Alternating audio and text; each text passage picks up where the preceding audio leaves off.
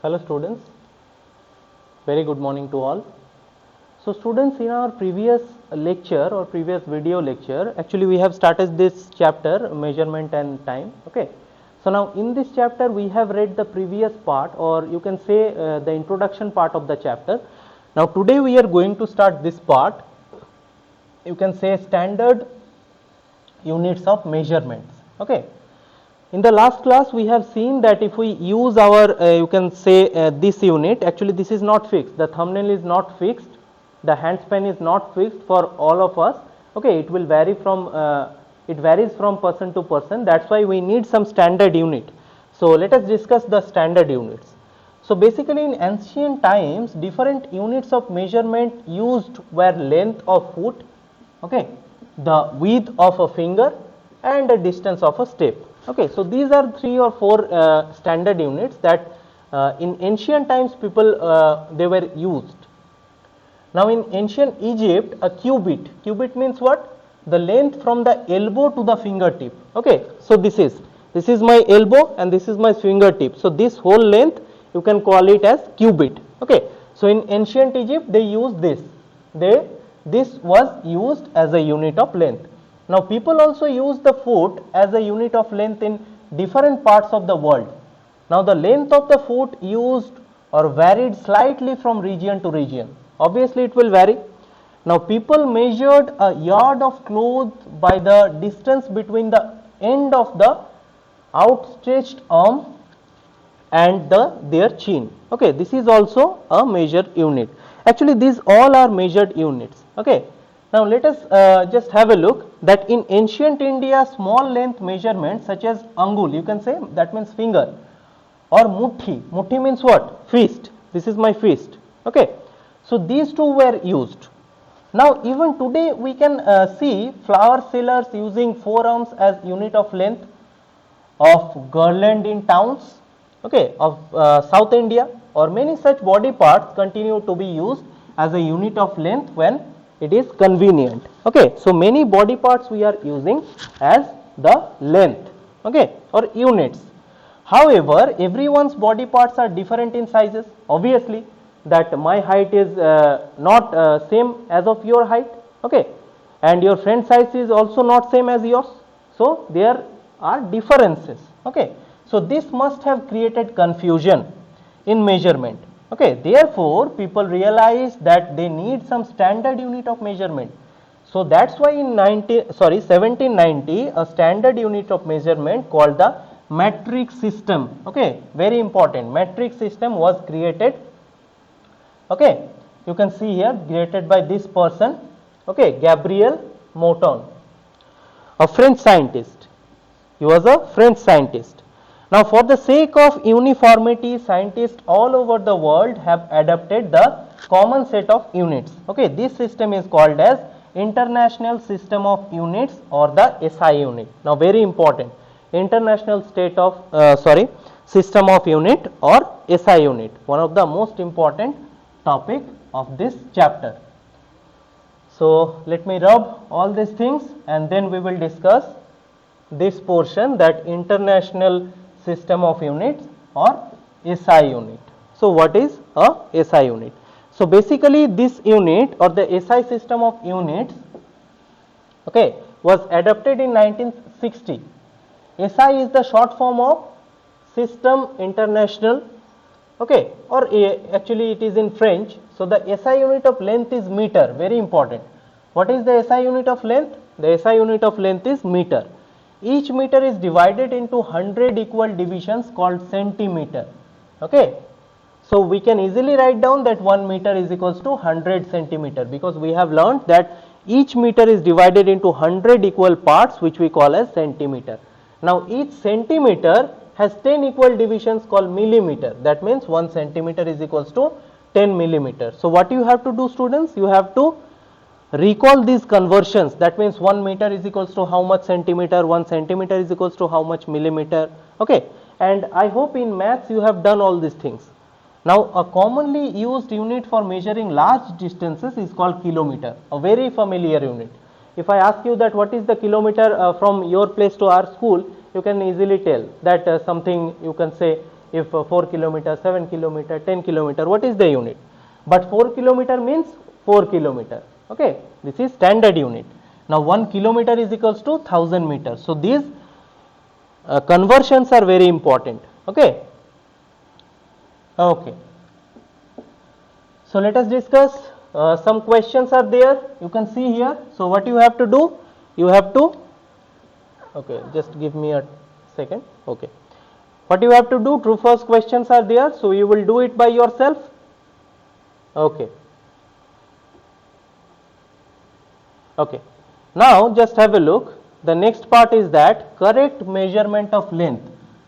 How do we take the correct measurement of length? What is the process? What is the way to take the correct measurement of length? Okay. Now length is the distance of something from one end to the other. We have known that if this is a point, the previous thing that we have taken, so what is the length? Length means from this point to this point. This is the length of this straight line. Okay. So same it is written that something from one end to the other.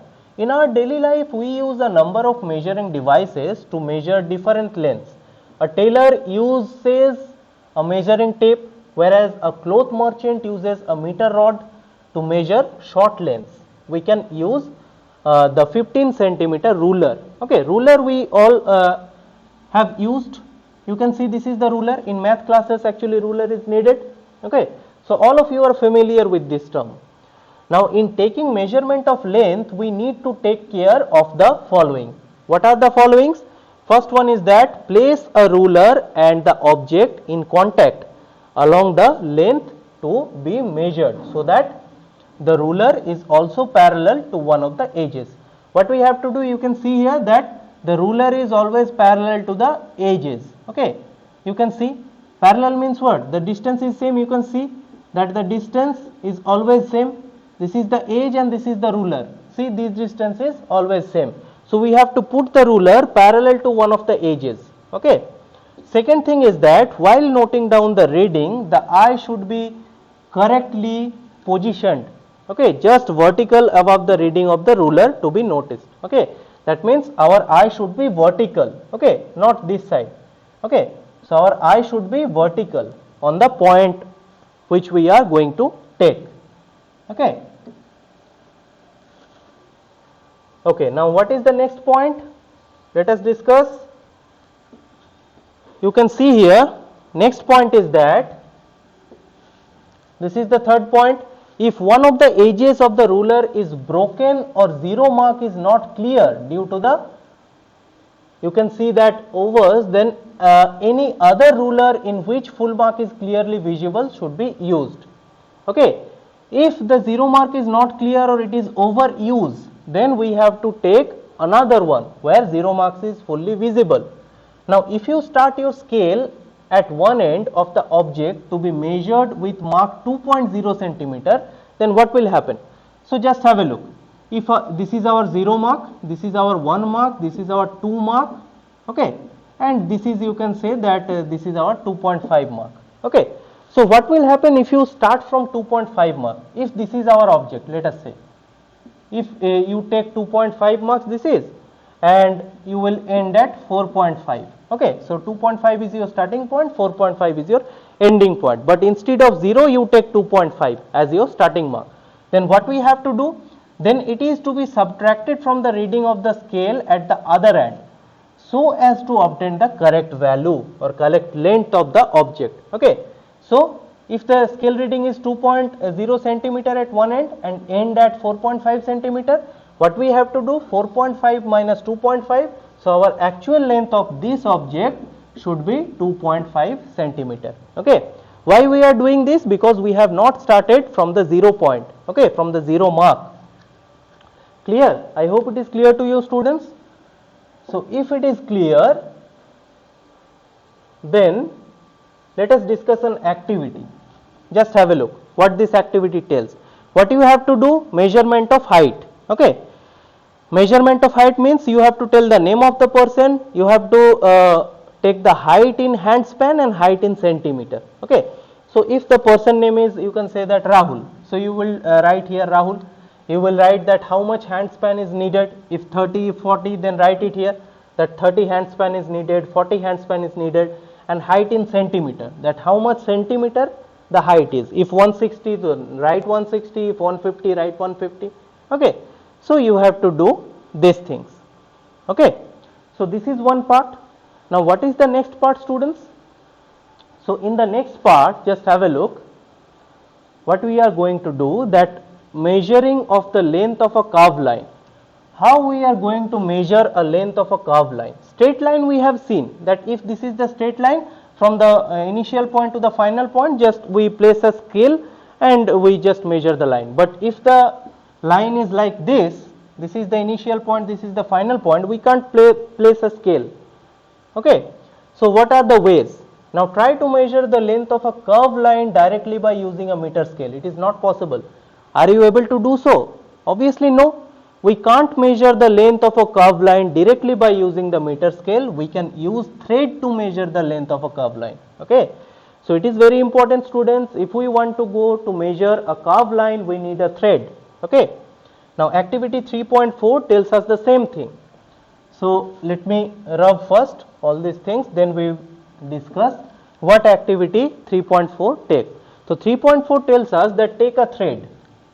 We have to take a thread and tie a knot point.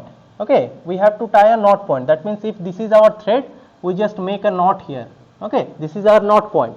We just call the knot point as A. To measure the length of a curved line as shown in the given figure, move the thread along the length of the curved line. You can see here. This is the curved line. We just move the thread along the curved line. Okay, if this is our curved line, we just move the thread like this. We just place the thread like this. Okay, and holding the thread small distance between your thumb and first finger. Okay, so thumb and first finger, we just hold the thread like this. Now continue until you reach the point B. So if this is point B, you have to perform this activity, okay, of the curved line. Now put a mark on the thread using the marker pen where it touches the other end. Now stretch the thread along a meter scale and take the length. Okay, so what we have to do, first we have to curve the thread. We just take the length and then we place the thread like this, and by using the meter scale we can easily draw it. Okay, and the knot and the pen mark is equal to the length of the curved line AB. Okay, so here we have put a pen mark and the knot is there, so we have to take that much length. Okay, so this is very easy one. By using a thread we can easily make a, or we easily take the length of a curved line. Okay, so this question also very important, students, because this question is a little bit tricky, how to measure the length of a curved line. Okay, because straight line we can easily measure it by using a what, measuring scale, but you can see here, but to in a curved line we have to take a thread, we have to round the thread like this, we have to make a knot, we have to put a mark, and then we just make the thread in a straight line, and then we use the meter scale. Okay, so here we are using a little bit tricks to make the length or to get the length of a curved line. Okay, so this is one thing. Now next portion is, students, motion. Okay, so the motion we will discuss in our next class, next video lecture, students. Okay, so what you have to do, you have to read from this, you have to read from the previous portion up to this. Okay, and the motion part we will discuss in our next video lecture. So that's all for today's video, students. Thank you all.